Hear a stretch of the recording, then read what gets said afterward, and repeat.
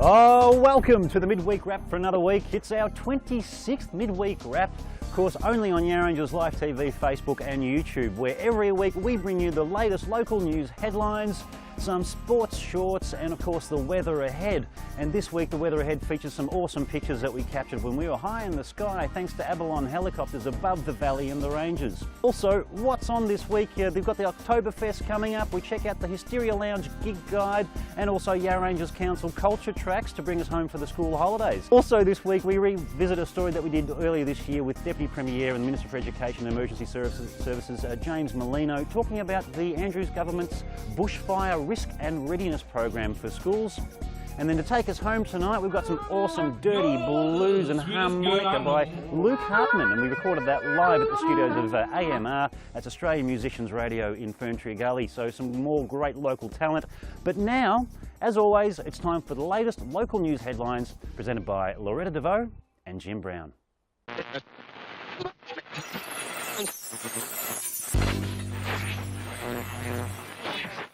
Hi, I'm Loretta DeVoe. I'm Jim Brown. Welcome to the 26th midweek wrap. We've been going for 6 months now and we thank you for watching. And this week's midweek wrap is brought to you once again from the Killara Estate and Winery at Seville East. All the mail newspapers this week have a common front page, the launch of the secret gardens of the Yarra Ranges in what are described as the secret, most beautiful privately owned gardens in the area. Will be showcased over 5 days starting Thursday the 12th of October, then the 13th and 14th, followed by the 20th and 21st of October. On each morning, coaches will leave for Killara for a special tour of these beautiful gardens. There'll be picnic lunches and guided tours along the way. It is a not-for-profit community event and tickets are limited to 50 each day. Yarra Rangers Live TV covered this event in last week's edition and you can check it out on our playlist. The Leader newspaper reports that tiny homes could be the solution to the big issue of homelessness, with homelessness support service Anchor teaming up with Westburn company Mia Mia Tiny Houses to obtain philanthropic funding to provide temporary housing. Tiny homes are gaining popularity and their flexibility means the homes can be moved from one place to another in Yarra Ranges and Maroondah on vacant land. Anchor Chief Executive Heidi Tucker said Anchor would like to have the tiny house project ready by 2018. But there are other stories in the Ranger Traders Mail, for example, and the Ferntree Gully Mail, a sad story about 22 sheep savaged to death at the Patch on September the 22nd. Monbulk police are investigating and at this stage are unsure whether the canine killers were wild or out of control domestic dogs and are appealing for information. A baby kangaroo died after it was shot with a 90-centimetre arrow with a hunting head in Wonga Park. Wildlife carer volunteer Sharon Benici said the deliberate act of cruelty left the animal in a distressed state and unable to stand properly. The baby kangaroo was taken to the Melbourne Zoo vet clinic but died the same night. Ms Benici is urging people to report crossbow or archery activity in protected areas to police and wants arrows to be identifiable with a code to be traced back to the purchaser. And in the Mount Evelyn Mail, a long-standing local controversy is updated, and that's the upgrade of Mount Evelyn's main intersection. The federal government will provide $20 million for this project, but there's a lot of community disagreement over the design proposed by Vic Roads, and there's a call for more consultation before work begins. Plans for development at historic Burnham Beaches estate will be referred to a panel appointed by the state government due to unresolved issues regarding the plans.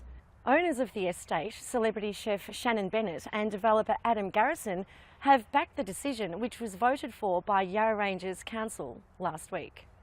In the Mountain Views Mail, a heartwarming story about 2 children and their families who have bonded as they shared the traumatic journey of fighting cancer. 2 years on, the little girls, aged 4 and 5, are officially in remission and are the inspiration for a book to be released next week called The Get Well Tree. The book aims to encourage families whose children are unwell. and was launched this week at Monash Hospital. And from the Leader's Street Watch this week, poo has been pinched from the roadside outside a horse rescue organisation in Belgrave. The bags of manure were being sold to raise money for ongoing costs for rescue horses. And in a less smelly matter, but stinky nonetheless, police are reminding shoppers to keep their handbags close at all times after a theft at Churnside Park Shopping Centre. Planned burns are happening throughout the state, with warm and dry conditions predicted in the lead up to summer. Information on planned burns can be found by calling 1800 226 226 or go to ffm.vic.gov.au/planned burn. And at the Upper Yarra Mail, a local project coming to fruition with the picturesque Ethan Creek about to recapture its past as a local power supplier. Having just received backing from the state government, this local hydropower project will provide electricity to 150 homes in Warburton. Ethan Creek is a natural feature on Warburton's golf course and will soon not only be a useful source of renewable energy for the local community, but will be a permanent memorial to a man who was passionate about this project until the day he recently died. Peter Kimberley, a man sorely missed by all those who knew him. I'm Jim Brown. I'm Loretta Vaus. Thank you again for watching the Midweek Wrap, and thank you because we've reached over 250,000 views in our video library and Yarra Ranges Live TV.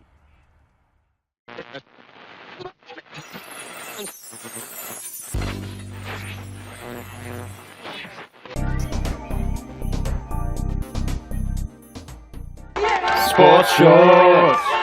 Oh, I love that segment intro. And in the EFL, Eastern Football League that is, the leaders Toby Prime reports Montrose Demons have appointed a new coach in Peter Bastanak for the next 2 seasons, parting ways with old coach Adam Patterson after only 1 season. Bastanak, he left Roval at the end of the home and away season after 4 years at the club, taking them to a Div 1 finals campaign in 2015 and a top 3 finish in 2016. Montrose football operations manager Nick Tennant said the club needed someone with experience, and with 20 years coaching under his belt, Peter knows the competition really well. And as soon as Nick heard of Peter's availability, he made the call. Now the message is loud and clear. Where we finished, he says, and where we need to get to, it's a pretty big job. And Peter, you're the man for that job. Good luck to Peter and Montrose Demons in the coming few seasons. Hey, that's the Sports Shorts for this week. Can't get shorter than that. More Sports Shorts next week. Sports Shorts!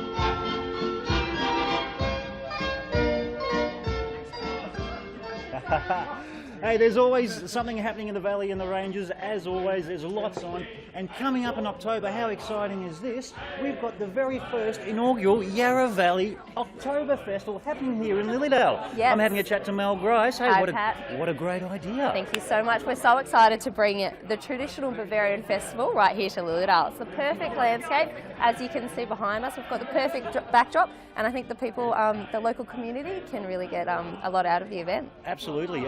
We've got the Beer and Cider Festival. Now you're bringing the Oktoberfest. It's all happening in the Yarra Ranges. It certainly is. It's the place to be. And when is it?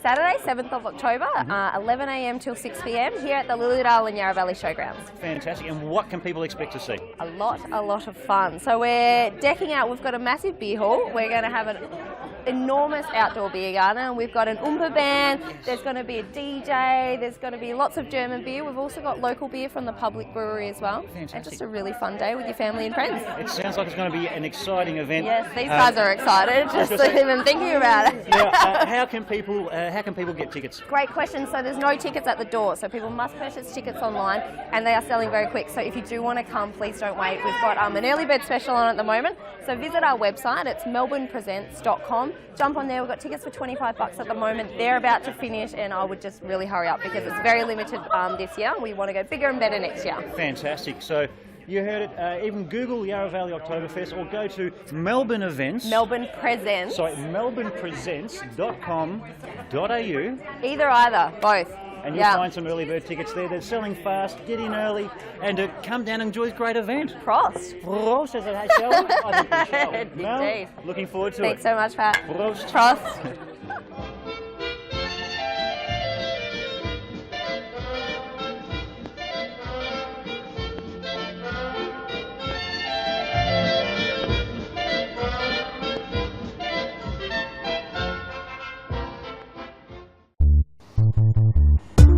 Oh, the Hysteria Lounge in Lilydale is the premier live music venue in the Valley and the Ranges. Let's check out their gig guide and see what's coming up.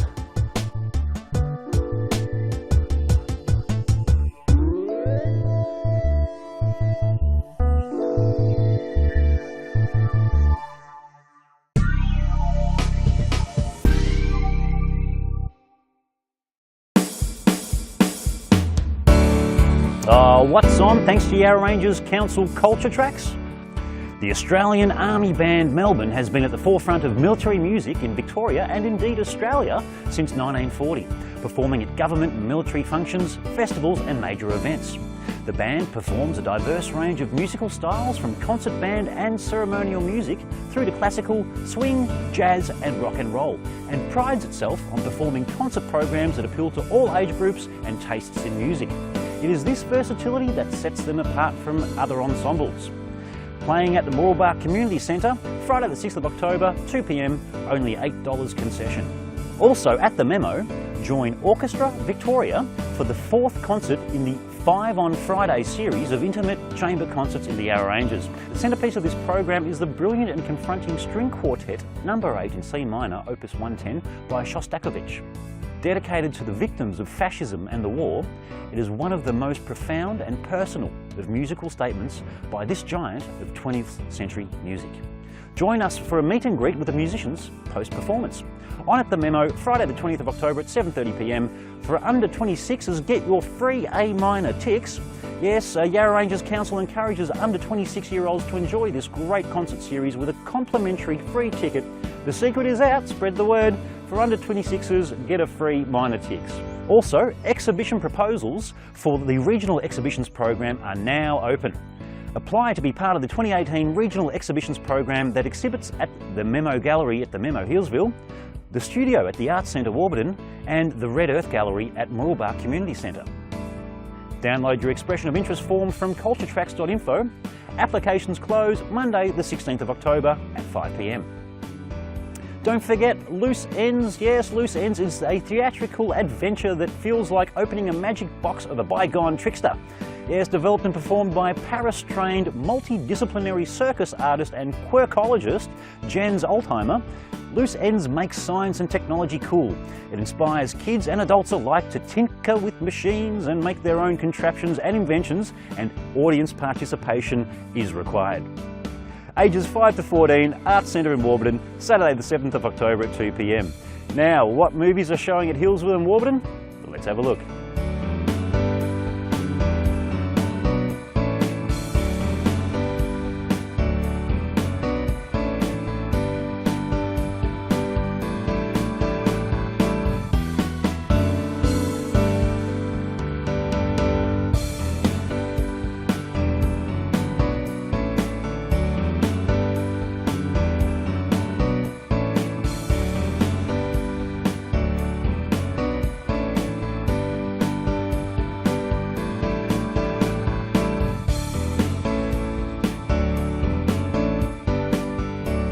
And for more information about what's on in the Valley and the Ranges, thanks to Yarra Ranges Council Culture Tracks, visit www.culturetracks.info.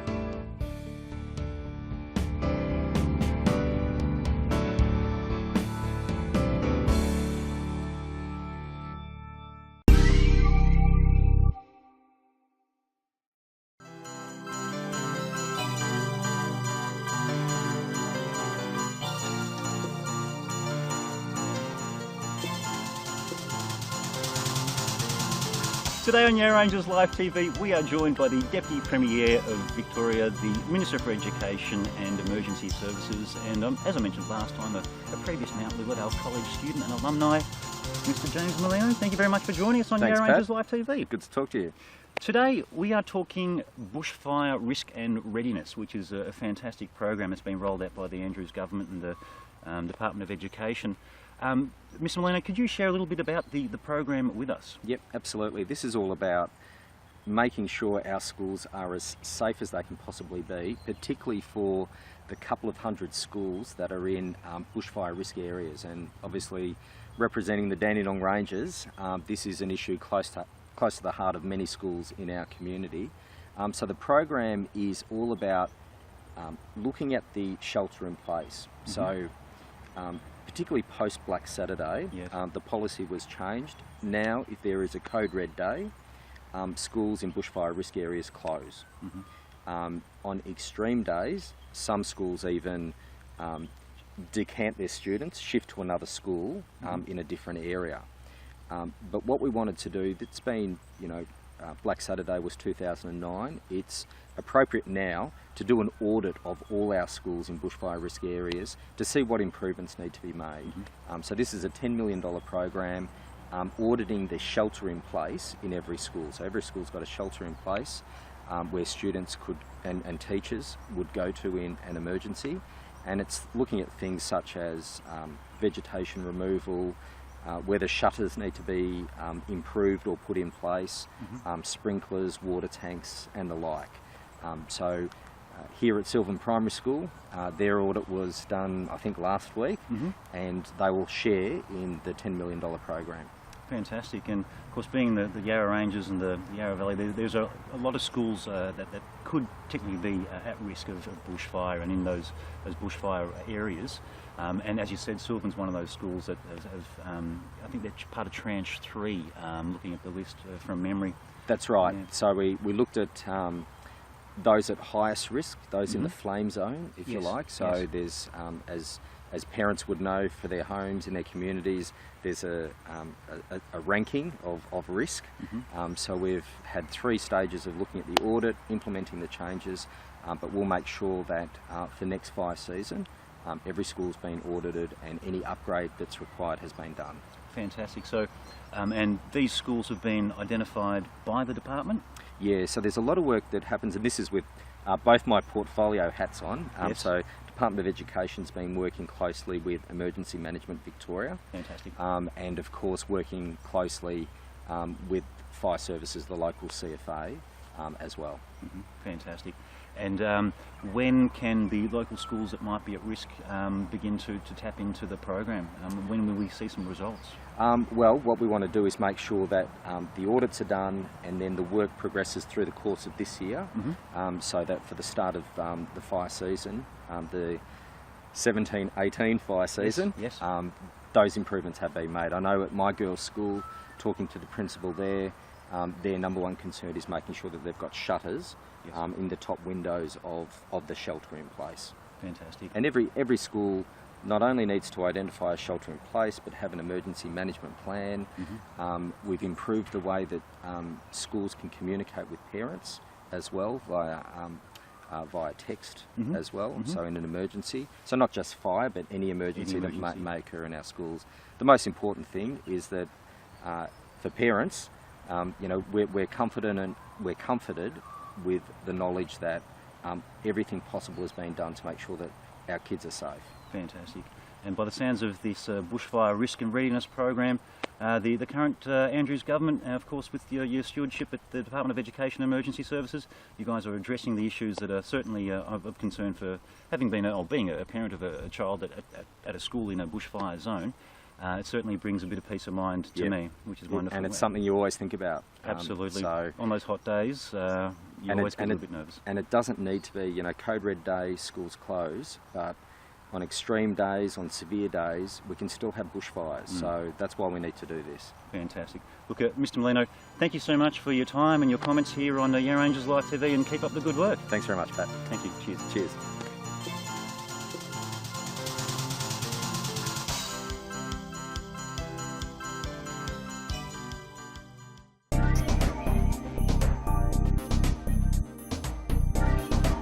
Oh, what a chock-a-block midweek wrap that was. It's good to know that the schools, of course, have got this wonderful bushfire risk and readiness program to tap into for the coming months ahead. Now, a big thanks, of course, to everyone involved in this week's production. Loretta DeVoe, Jim Brown, Mitch Hatten, production assistant extraordinaire. Love your hard work, mate. And for all the wonderful videos and content that's available, of course, over 170 videos on Facebook. Be sure to check out our Facebook page, scroll through the extensive playlist that's there. But now it's time for some dirty blues, harmonica style. Luke Harpman, recorded live at the studios of Australian Musicians Radio, an independent internet streaming radio service in our very own backyard in Ferntree Gully. So you can find them on caster.fm. Yeah, here's some dirty blues by Luke Harpman. Thanks for watching, guys. I'll see you guys next week. Cheers.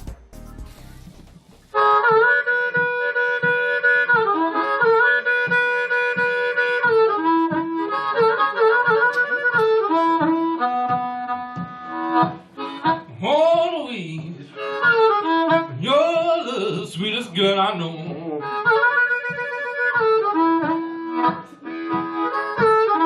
Oh, Louise, honey, you're the sweetest girl I know. When you make me walk from Chicago down to the Gulf of Mexico.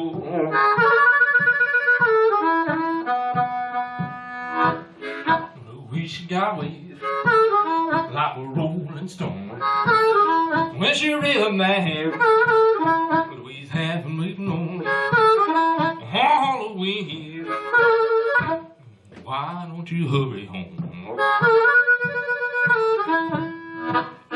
'Cause I ain't had no sweet loving, no, since Louise been gone.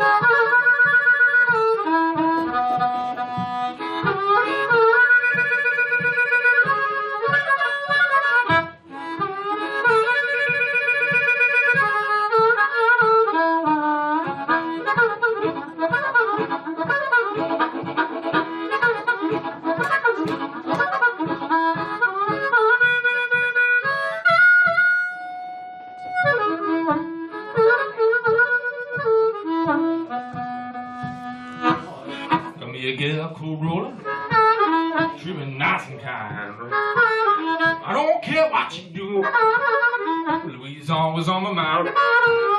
Louise ain't so good looking, but I hate me my wrist. When she cooked my breakfast, brings it to my bed, I said, oh, Louise, why don't you?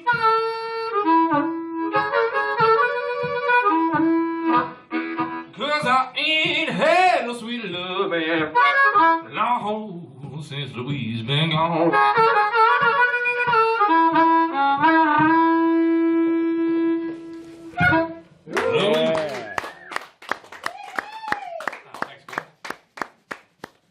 Yeah, I hope you enjoyed that, folks. That was Louise by Hysteria, like I said, recorded back in 1954. I believe it was recorded off the Chess record label off, well, yeah, one of my favourite albums called This Is a Blues with Big Will Brinzy, Sonny Terry and Brownie McGee. Hope you like that one, Gareth.